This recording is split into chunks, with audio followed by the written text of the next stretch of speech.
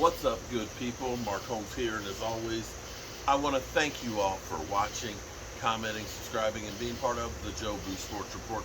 Without you guys, as well as you ladies, you know that this literally does not work. Oh my God. Oh my God. You know what? We 4 days away from the first practice for the Dallas Cowboys. We're 3 days away from opening of training camp press conference where, we'll see Jerry. Here we are in Oxnard, and you know what? We've done a great job of putting this team together.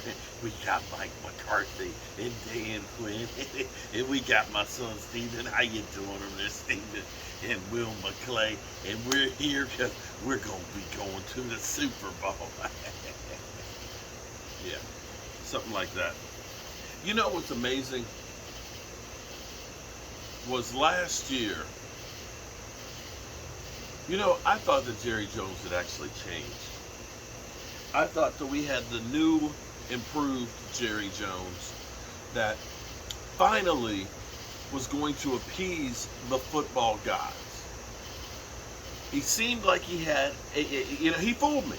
Jerry Jones fooled me because I thought when we saw him there at the press conference talking about Jimmy Johnson and, how, when he was asked about the whole thing, Jimmy Johnson going into the Pro Football Hall of Fame and, do you have any regrets and stuff? And he kind of broke down there. You saw his hand shaking, and he kind of teared up on it. He teared up on us. And I'm not sure I remember him tearing up too many times. But he teared up talking about Barry Switzer when he was talking to Barry Switzer about taking over for the Cowboys. And Barry Switzer's like, no. You done fucked this up. Excuse my language, Dad, I'm sorry, but that's the only way to put it, because Jerry Jones fucked it up. And he admitted, I fucked it up. That's what Jerry Jones said last year. And then we saw it at the Pro Football Hall of Fame almost a year ago. Here it was, Jimmy, you're going to be up in there in the Ring of Honor. You start to think maybe the skies are going to open up. The football gods are going to smile down at Jerry Jones, because now he's finally had a change of heart. He's finally realized, I done screwed up. I'm trying to make amends. And then he screws it up. And never puts Jerry never puts Jimmy in the Ring of Honor. And now it's kind of like, who? In the same way he said, Zeke who? He said, Jimmy who? Pride just got in the way. Can't believe that was a year ago. Can't believe that was a year ago that I was getting ready to go to the Pro Football Hall of Fame RV trip. It was a great trip. I'm telling you, it was a great trip. Now, I'm getting ready to go to Oxnard in a week, in 2 days. You don't know how good it is to be able to actually talk about practice and pup lesson things.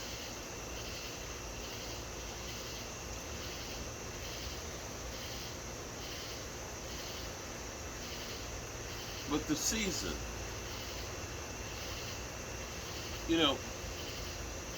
sometimes things start out looking one way, and the end result ends up being totally another. You know what I'm saying? Sometimes you believe this is how something's going to go, but reality is it goes over here like this. It's the reason why they play the games.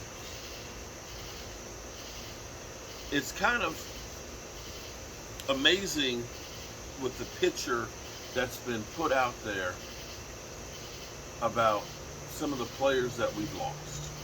There's a reason why you play the games, because you can put out all the information you want. usually it has no bearing on what reality is going to be.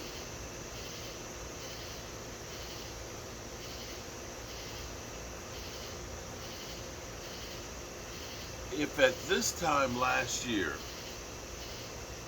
I would have said to you that Terrence Steele was going to be our starting right tackle, you probably would have been crazy. This time last year, a lot of y'all were still mad about Micah Parsons being our draft pick. Talked about off the field issues. We drafted a linebacker.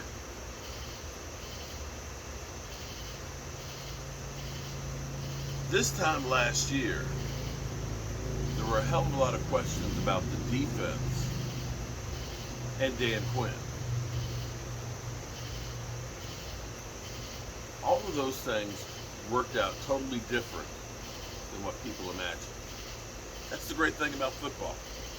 You can't predict it. You can try, but you can't really predict it. That's why Vegas makes so much money off of football.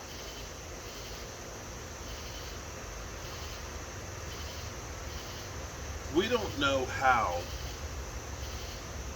getting rid of Amari Cooper, getting rid of Lyle Collins, who's on the PUP list right now, as well as Randy Gregory, who can't practice either. He's on the PUP, or will be on the PUP list because of shoulder surgery. How Connor Williams, how Cedric Williams, how these guys will do elsewhere.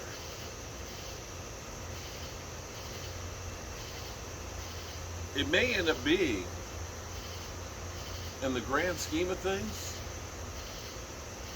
when you think about the 21 for Amari Cooper, when you think about the, I want to say 12 for Lyle Collins, what would have been about 7 for Cedric Wilson, and Connor Williams would have probably been about 8 or something like that. This time next year, the Dallas Cowboys might look like geniuses. I know y'all are laughing right now. I know you're laughing right now. But you may end up looking at it in the same way us letting go of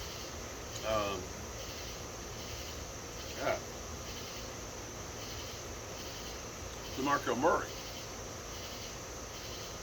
Letting go of DeMarco Murray as a free agent gave us the compensatory pick that we used to get Dak Prescott. And if we had held on to DeMarco Murray, we probably wouldn't have drafted Zeke Elliott.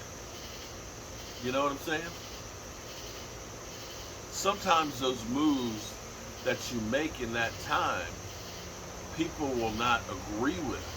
And they'll say it's the worst move in the world. But in the end, sometimes the results come out in your favor.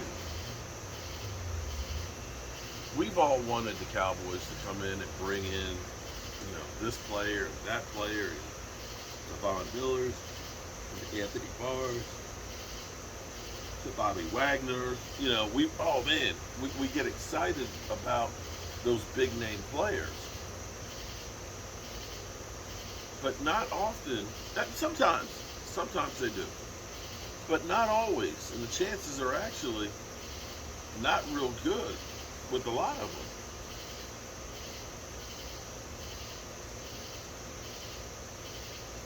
them. At least going with young guys, generally speaking, they're going to be healthier. At least going with these younger guys, you're not risking as much of the money where you can end up recovering and getting over a mistake or 2 or 3 or 4.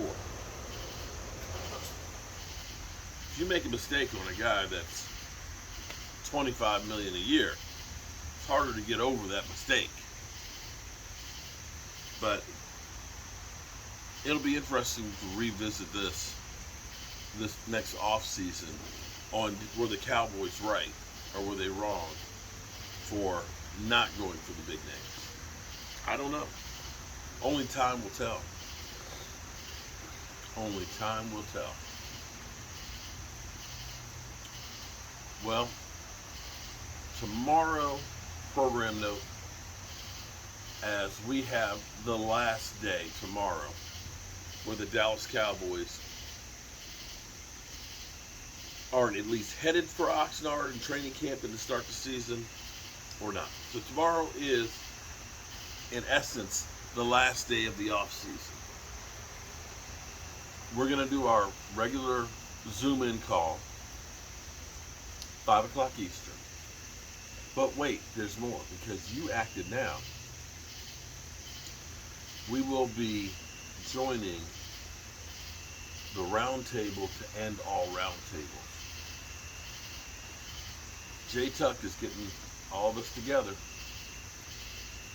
One last off-season blowout, which will be 6 o'clock Eastern or 5 o'clock Central, or 4 o'clock Mountain, 3 o'clock Western.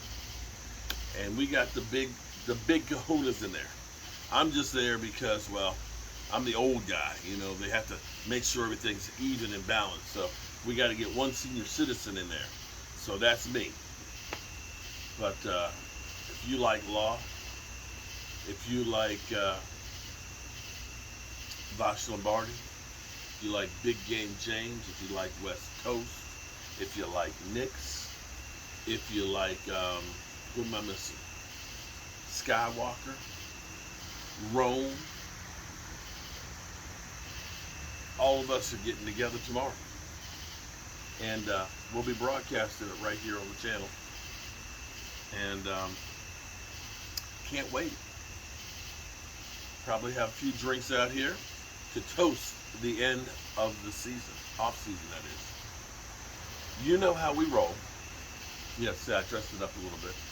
I've been neglecting the exterior because we've been on the road working so much, but you know, I got a few new plants and stuff to get in here, so it starts to look like a nice looking set here, you know, as we start getting ready for the season, because a couple of weeks from now we got our first preseason game, and I'll have David Wiley over here. He'll be doing some barbecuing.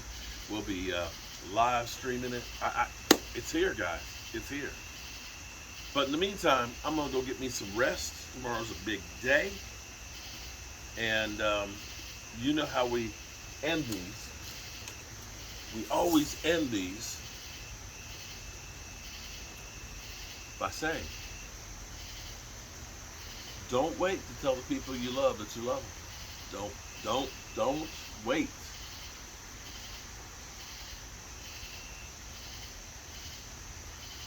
Because you might not get the chance again.